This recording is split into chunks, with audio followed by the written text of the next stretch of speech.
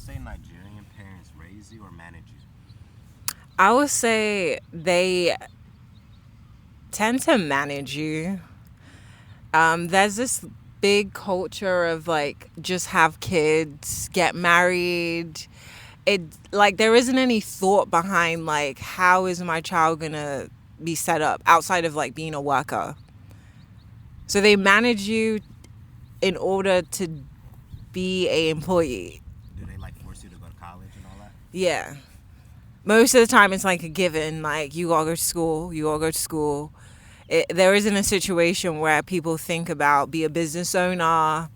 Like they'll be a business owner out of like struggle or like trying to get by, but not where it's like, hey, you can own a big corporation. Hey, you can, manage like 50, 100 people. Like most of the time, Nigerian parents don't prepare you for that. Majority of the time it's we'll manage you in order for you to go to school and have security, and I'm like, I get it, but at the same time it's like there's no push for more.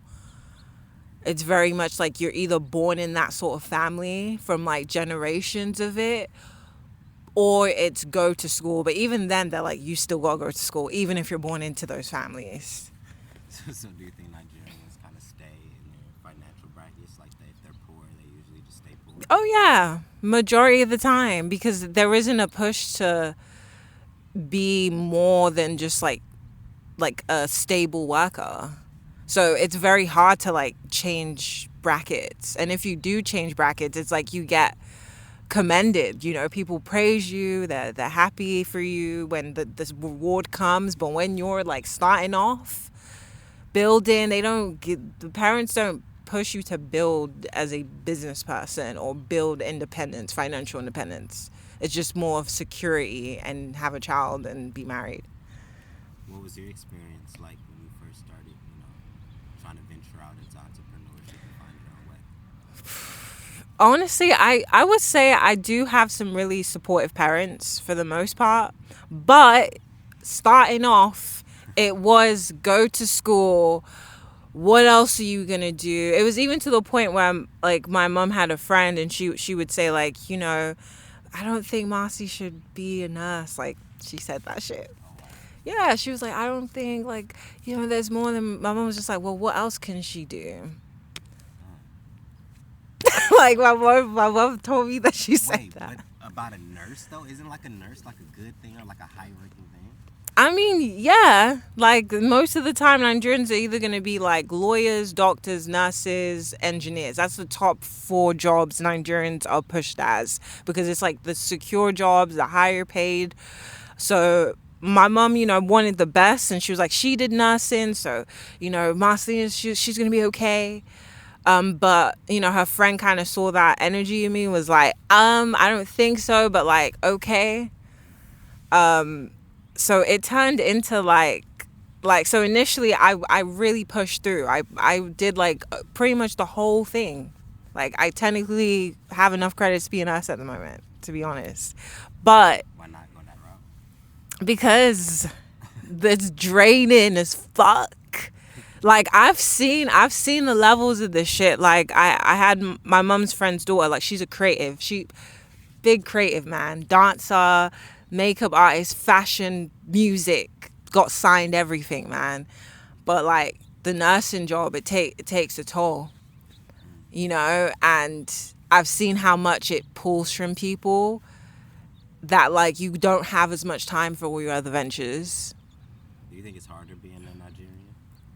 Um, I don't think it's harder. I think this is like a very big like immigrant story. Like I'm sure other Caribbean, Indian people as well. Like it's the same boat. Filipinos, all of them. Like they understand the immigrant path is things are a struggle back where we're from. This is your space to like have the security, but then they don't think about time security.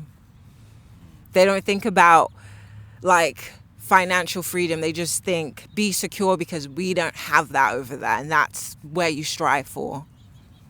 They don't push you to strive for more, unfortunately. So when I tried to do that, of course there was a lot of disappointment, a lot of okay, what are you doing next? And, I did venture out into the vet medicine world.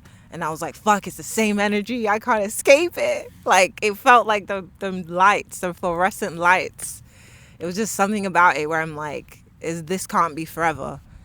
How did your parents like handle relationships and Mm-hmm. kind of micromanage who you dated and stuff like that? Or Yeah, the thing is too about like Nigerian parents is they won't want you really exposed until like you're an adult, like until you're like maybe 21.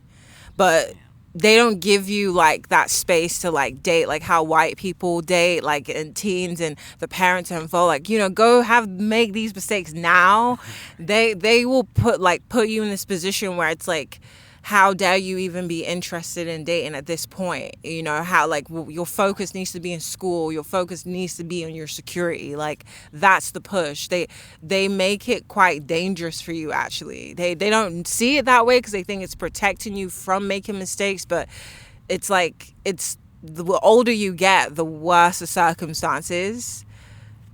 So they're very like, tight about, where's the family from? Where's this from? Like, they want to have all these details that, I mean, it's reasonable, but at the same time, it's like they push all of that energy on you. But when you're younger and you're developing and you do have that space to date, they don't even want you near it until like you're an adult, until everything's done.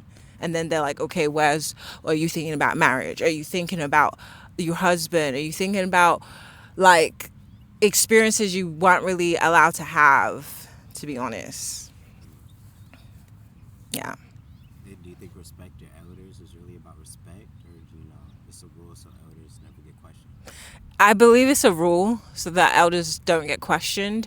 I think there was a point in time in history, back when, like, we didn't have as much technology. We didn't have all these, pesticides. Like, when things were natural, like, it made sense back in that like in our culture. It made sense to be like, we respect elders because you've been through it. You've had rites of passages.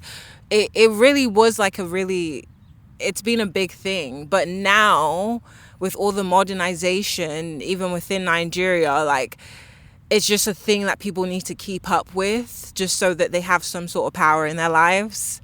So it's like, once you're older, even if it's like 5 months, like, it's really crazy. It's like, oh, I'm 5 months your senior. Like, they make it a bigger thing than it no longer makes sense now, because there's nothing to back up any of this respect. It's just, I'm older, so that's just how I'm coming. Do you have a story where an elder looked at you crazy because you didn't respect her? Honestly, no. I don't think I've ever put myself in the position to disrespect an elder, to be honest with you. More often than not, like, I'll keep quiet. Like, I had my grand auntie look at me and talk about, oh, my boobs are saggy. And for whatever reason, that went around. Like, someone else told me, yeah, I heard the comments she made about your boobs. I'm like, I didn't even know you existed until right now. How do you know this comment about the boobs that were made about me? But anyways, she just told me, yeah, you never had a kid yet. Why is your boobs like? And I could have I was going to slap her.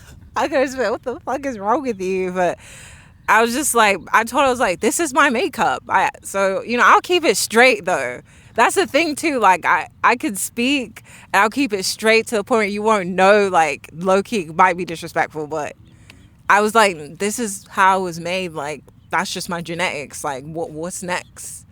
Like, I mean, I could do surgery. What do you want? Like, that's literally what I was saying. And then she just kept quiet because it's like, what the fuck? Like, what the hell? So, yeah, I never had that situation. And then she made a comment about my weight too recently. And was like, oh, it looks like I'm going to be fat and stuff. I was like, it's just unprovoked shit. Like,